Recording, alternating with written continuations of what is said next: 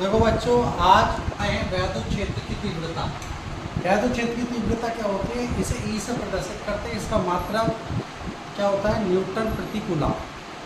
वैद्युत क्षेत्र की तीव्रता क्या है, वैद्युत क्षेत्र किसी बिंदु पर रखे परीक्षण आवेश को Q0 से प्रदर्शित करते हैं।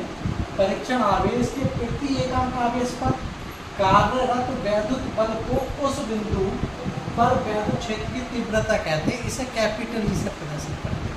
इसका फार्मूला जो बनता है, कैपिटल ई बराबर क्या होता है, एफ वेक्टर बटे Q0, जहाँ Q0 परीक्षण आवेश है। Q0 परीक्षण आवेश है। इसमें मात्रा का भी एक परिभाषा और बन जाती है। 2 नंबर में एक क्वेश्चन भूल दिया जाता है। ये वैद्युत क्षेत्र की तीव्रता तथा मात्रा, मैं बता रहा हूँ, वैद्युत क्षेत्र की तीव्रता तथा वैद्युत क्षेत्र की तीव्रता का मात्रक एवं विमा, ये वेरी मोस्ट परिभाषा है। वेरी मोस्ट है, कई बार बोर्ड में पूछी गई है, हमेशा इसकी जिक्र की जाती है हर पेपर में। तो ये क्या है, बी नॉट है, हम जानते हैं। अभी सूत्र से ही बना लेते हैं। ई बराबर कितना होता है, एफ अपॉन क्यू 0। एफ क्या, वैद्युत क्षेत्र की तीव्रता यानी ई की विमा, बल की विमा। एफ क्या होता है, बल की विमा क्या होती है, एम एल टी की -2। Q0 की विमा क्या होती है, AT होती है।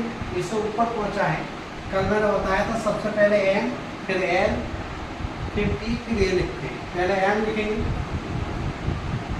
विमा में M, फिर L, फिर T की घात कितनी होगी, -3, क्योंकि एक नीचे से जाएगी, 2 ऊपर है, तो -3 और A की -12। ये वेरी मोस्ट क्वेश्चन है, 2 नंबर में यहाँ से मिलेगा बच्चों। इसकी ये विमा है। अब इसका मात्रक क्या होगा, मात्रक होता है, यहाँ पर देख रहे हो आप, एफ है। एफ क्या होता है, बल, और बल का मात्रक होता है न्यूटन।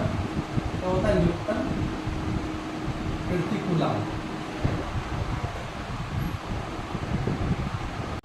देखो बच्चों, आज वैद्युत द्विध्रुव आघूर्ण इस पीठ से प्रदर्शित करते हैं। यहाँ पर मैंने इसकी परिभाषा बिल्कुल सिंपल तरीके से बनाई है अपनी लैंग्वेज में।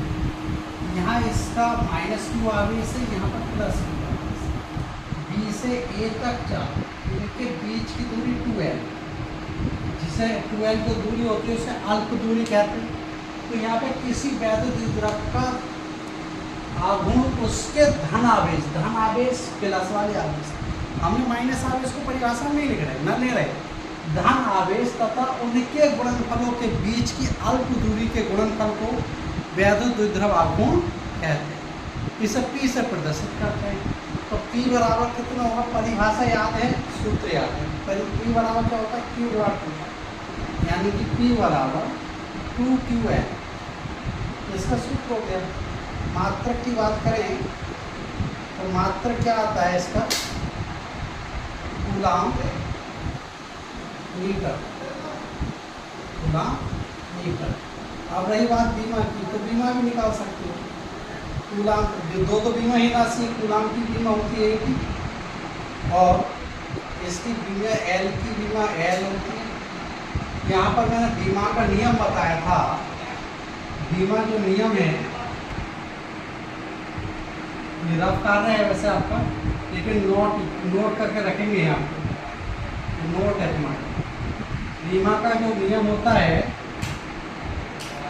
बीमा नियम, वो सबसे पहले बीमा जो लिखी जाएगी वो M, फिर L, फिर T, फिर A, फिर T का। मैंने कल इनके सबके बारे में बताया था, कल वाले वीडियो में, तो उसमें जाके देखें। फिर इसमें इसकी गुणा करेंगे आपस में। तो सबसे पहले M तो हमारे पास है नहीं, क्या है, L यहाँ पर है। तो L के बाद T, फिर A। इसकी में क्या होती है, LT है। कभी कभी विकल्प आता है कि वैध दूध द्रवण अवगुण की बीमा क्या है, तो सिंपल सी बात है, क्या है, LTA। ठीक है।